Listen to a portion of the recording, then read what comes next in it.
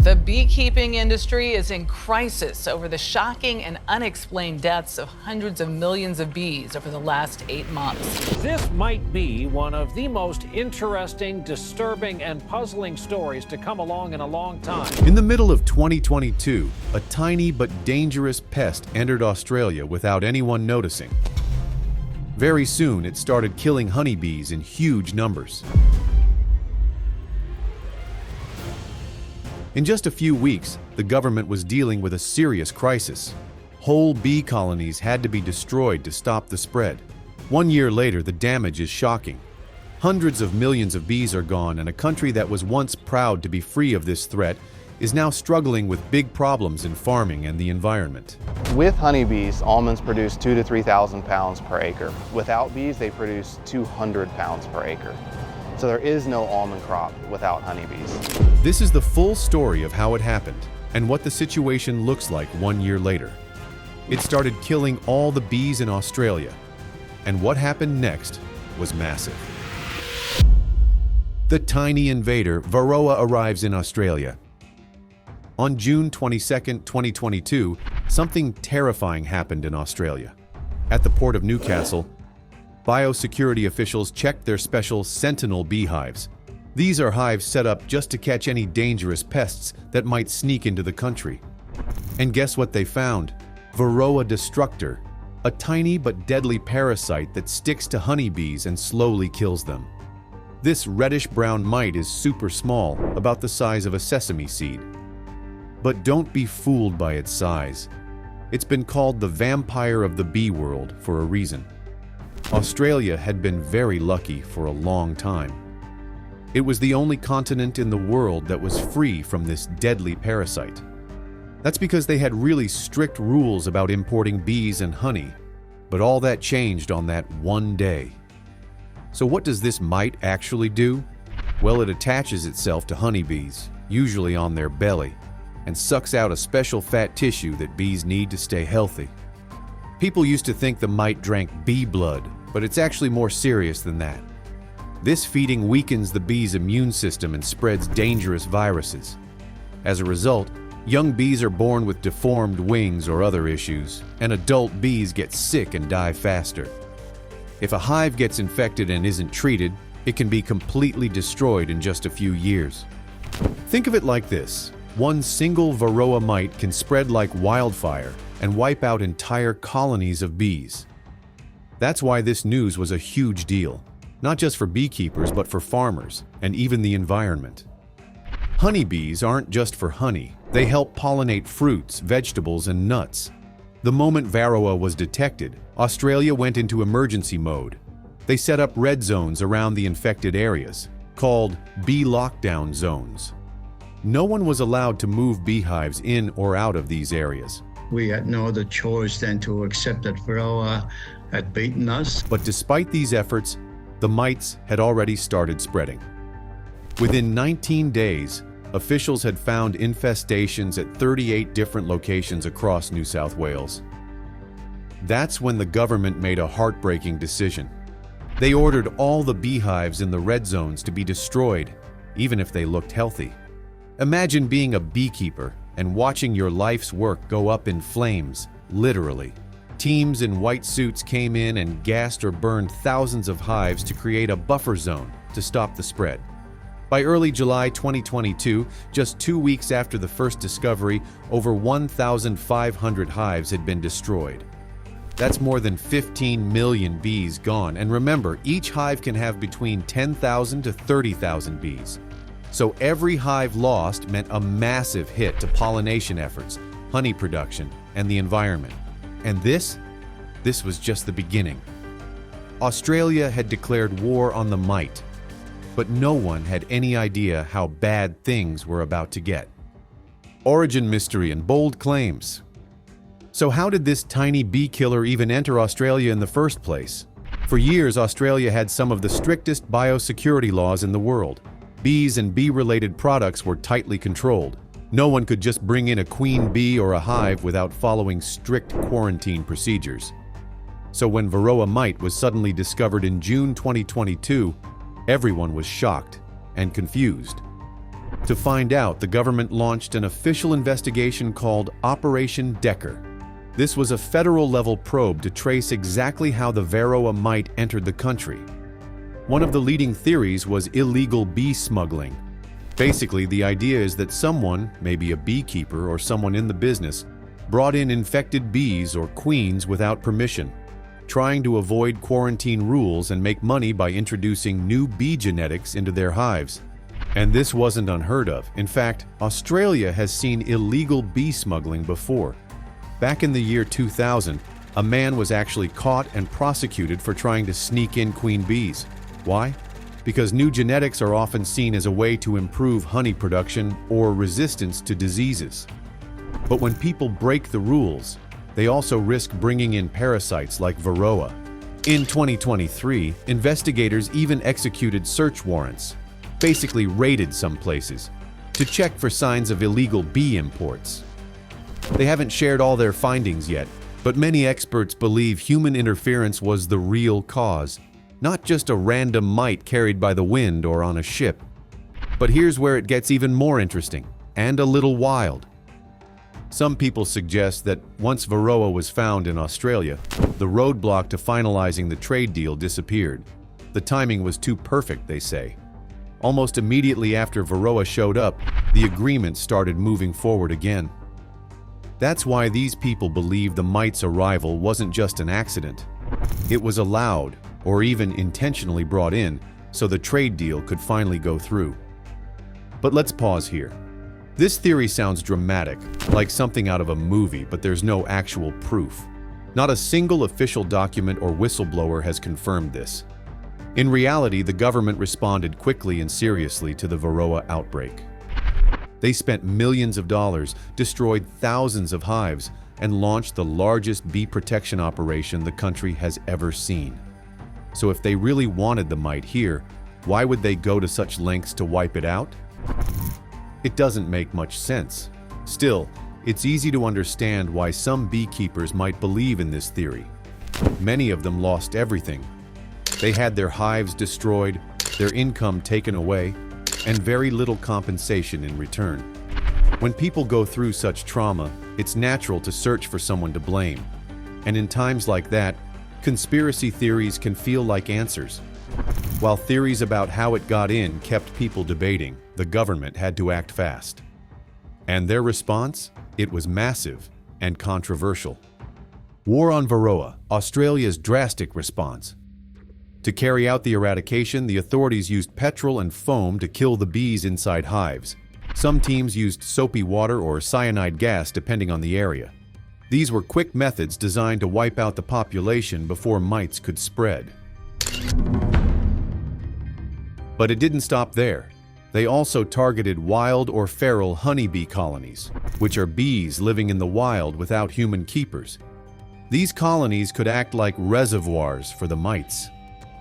Even if the government destroyed all managed hives, Varroa could come back if wild bees still carried it. So to kill wild bees, they used fipronil, a powerful insecticide. It was mixed with sugar syrup and left out for worker bees to find. When these bees carried it back to their wild colonies, it poisoned the entire nest. Sounds smart, right? Well, here's where it got controversial. Fipronil doesn't just kill honeybees. It's non-selective, meaning any insect that eats it will die, even Australia's native bees, butterflies, beetles, and other pollinators. By August 2023, over 34,000 people had signed a petition asking the government to stop using it. Bees and other butterflies and pollinators pollinate about 75% of the world's flowering plants, and about 35% of that is food products. So they're incredibly important to the ecosystem. Conservationists feared the insecticide was doing more harm than good, killing off native species that had nothing to do with Varroa. So this raised a big ethical question. Is saving honeybees worth the cost of destroying native insects? Government officials said yes. According to them, eliminating feral European honeybees was crucial because they were uncontrolled and could easily spread the mites back into areas that had already been cleared. But the public didn't fully agree. and the war on Varroa was already causing damage on multiple fronts. Let's take a step back and look at the actual results of this operation. By June 2023, about 30,000 beehives had been destroyed in New South Wales alone. And that's just managed hives. Each of these hives usually holds between 10,000 to 30,000 bees, so we're talking 40 million bees minimum. But when you add in wild bees killed by fipronil baiting, ABC News estimated hundreds of millions of bees may have been lost in total. And despite this huge effort, the infestation still spread. By September 2023, Varroa had been found at over 260 sites, many of them outside the original red zones. The mites had even jumped into other states like Queensland and Victoria, especially through beehive movements for almond pollination.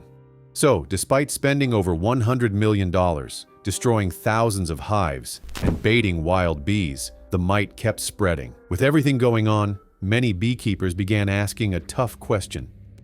Is this actually working? One experienced beekeeper from New Zealand, where Varroa has existed since the year 2000, said it plainly. Complete eradication is virtually impossible. Even the Australian government slowly began to admit the same thing. By August 2023, officials were publicly saying that there was no end in sight to the crisis. That's when some people began suggesting a new strategy. Instead of trying to destroy every hive, learn to live with Varroa and manage it like other countries do. But in this war, it wasn't just the bees who paid the price. The people who care for them, Australia's beekeepers, were hit the hardest. Beekeepers and honey industry devastated. Most people don't realize this, but beekeeping is a full-time job and a serious business. In New South Wales, NSW alone, many commercial beekeepers had hundreds of hives. These hives weren't just boxes in a field, they were income sources. Each hive produces honey, and even more importantly, they pollinate crops. That means fruit and nut farmers pay good money to have bees brought to their orchards during blooming season. Some lost every single hive they owned. By September 2023, more than 28,000 hives had been destroyed in New South Wales alone.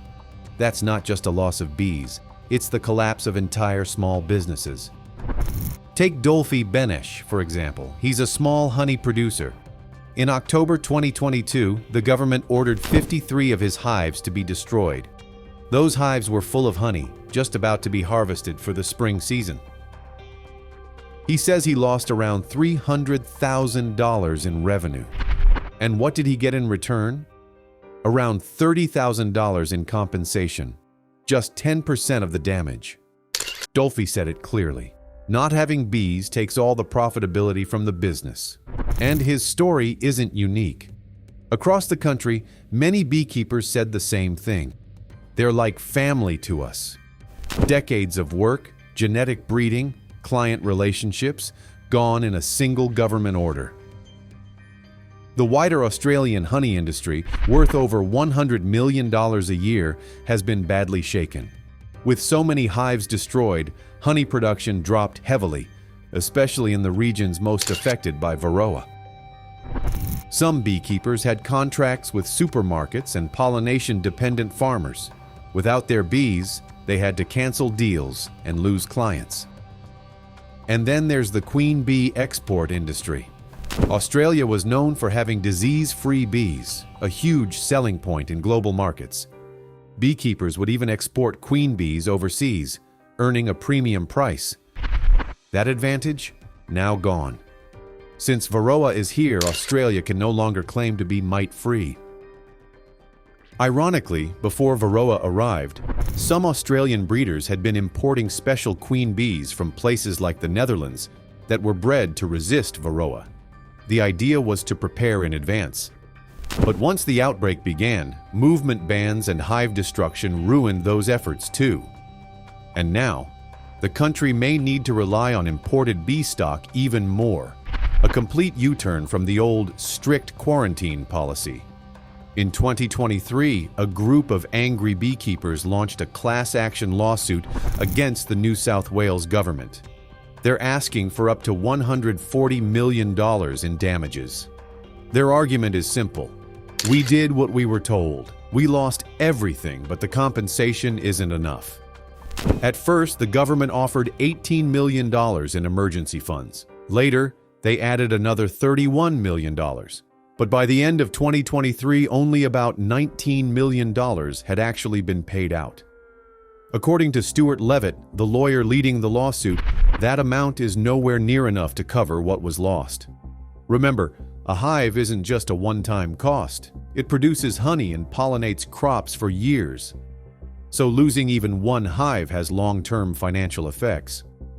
As beekeepers tried to recover from their losses, farmers across Australia began feeling the effects too, and it all came down to one thing: pollination. Food and farms on the brink.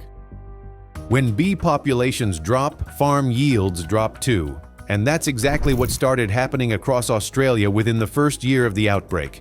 Let's take the example of almonds. Most people don't realize it, but Australia is the second largest almond producer in the world, right behind the United States. And here's a critical fact. Almonds rely 100% on honeybee pollination. Without bees, almond trees won't produce nuts. Every winter, around July to August, beekeepers usually transport tens of thousands of hives to almond orchards in Victoria and South Australia. These bees are rented out to farmers during the flowering season so the trees can be pollinated properly. But in 2022 and 2023, this entire system fell apart. Why? Because of Varroa-related movement bans. The state of New South Wales, or NSW, had the highest number of commercial hives in the country, almost half of Australia's total. But once Varroa was detected, NSW's hives couldn't be moved. That meant thousands of almond trees across Victoria and South Australia were left without enough bees. The result? A disaster for farmers. In 2023, the almond harvest dropped by around 25%. That's 1/4 of the entire crop. And that's just the start. In March 2024, Deidre Jensch from the Almond Board of Australia confirmed the damage. She said Varroa-related restrictions had severely impacted the industry's ability to get bees to where they were needed. Farmers couldn't find enough hives to pollinate their crops. Many were forced to leave fields underpollinated, leading to lower harvests and millions of dollars in losses. On the other hand, beekeepers, also suffering from destroyed hives, were desperate to know if they would be allowed to move bees again. Pollination is big business. Beekeepers usually earn over $140 per hive per season, just from almond contracts. So both sides, farmers and beekeepers, were stuck in uncertainty, not knowing how to plan for the season ahead. And almonds are just one crop. There are many more plants that can't grow properly without honeybee pollination. Like apples, pears, cherries, blueberries, avocados, melons, even everyday vegetables like pumpkins and cucumbers. Even canola, which is used to produce cooking oil, yields more when pollinated by bees, and it doesn't stop at crops. Clover seed production, used for livestock feed, also depends on bees. So if clover seed production drops, it could affect the entire dairy and meat sector as well. In total, Australia has around $14 billion worth of crops that either directly or indirectly benefit from honeybee pollination. That's a huge chunk of the economy. So when bee numbers drop, it creates a ripple effect across supermarkets, export markets, and food prices. Facing this crisis, some farmers tried to adapt in creative ways. A few experimented with using native stingless bees, which are smaller and less efficient, but can still pollinate certain crops. Others even hand-pollinated their high-value fruits like apples or passion fruit by brushing pollen onto flowers manually. But let's be real, that's not scalable. You can't hand-pollinate thousands of almond trees or melon farms. It's way too time-consuming and expensive. Some growers looked into importing pollination services from other states or investing in building their own in-house hives. But with the Varroa mite spreading and bee movement restrictions in place, even that was risky. Everyone was waiting for the government to provide clearer rules and better management strategies. Meanwhile, economists began issuing warnings. If wild bees, especially feral European honeybees, collapsed due to Varroa, food prices could rise. Shortages of fruits and vegetables were possible. In fact, a 2022 report estimated that every year without Varroa saved Australia around $50 million in avoided crop losses. Now that Varroa is here, that savings is gone, and the bill is coming due. But wait, it's not just farm crops at risk. Australia's environment itself is now in danger. For the past 2 centuries, Australian ecosystems have unintentionally come to depend on feral European honey bees. These are wild bees that aren't managed by beekeepers. They live in hollow trees, buildings, and forests. While they're technically not native to Australia, they've become a key pollinator for many native and introduced plants. But now, Varroa is wiping them out too. Experts predict that most wild honeybee colonies in Australia will die out within the next few years. And we've seen this happen before, in New Zealand, where feral bees disappeared just 2 seasons after Varroa arrived. According to Professor Peter Dearden from Otago University, they used to be prominent in our forests, and now they're just not there. This caused a huge drop in pollination of forest plants, wildflowers, and native trees. It likely disrupted entire food chains, because when fewer plants produce fruit or seeds, the animals that eat them also suffer. Australia is seeing the same trend already. In places like Hunter Valley and the Central Coast, wild bee colonies are being found with thousands of mites. One swarm had over 9,000 mites on it. Without human help, these colonies can't survive.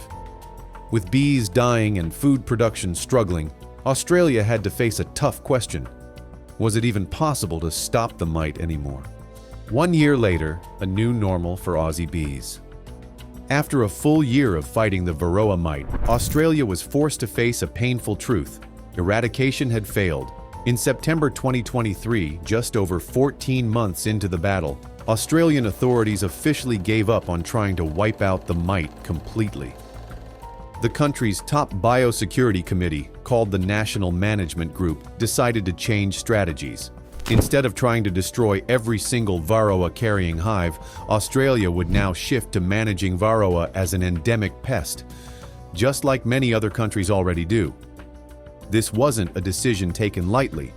By that point, the government had already spent over $100 million, destroyed at least 14,000 beehives, and watched as the mite continued to spread despite their best efforts.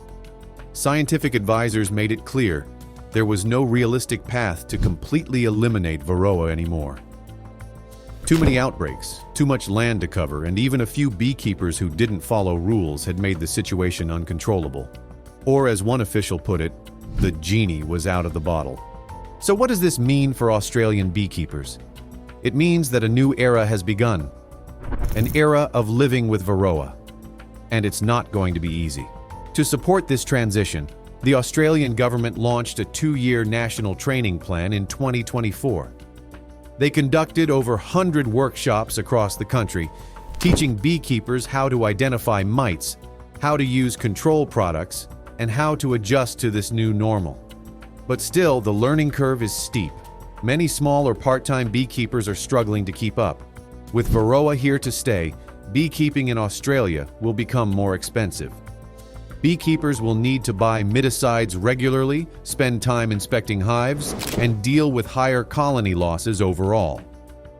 That means honey prices are expected to rise as production costs increase. But there's also hope. Other countries have shown that it is possible to live with Varroa. The United States, for example, saw a big decline in bee numbers after Varroa arrived in the 1980s. But over time, beekeepers adapted. Bee populations have since stabilized. And if Australia can act fast, train its beekeepers, and invest in research, there's a strong chance it can do the same.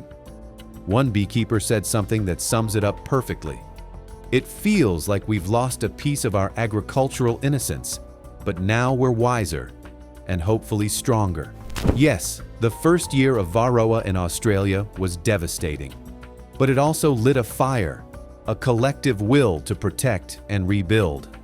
The next few years will be a true test of resilience, innovation, and collaboration. If you liked this video or learned something new, give it a thumbs up and share it with a friend. And don't forget to subscribe for more stories like this. Thanks for watching. See you in the next one.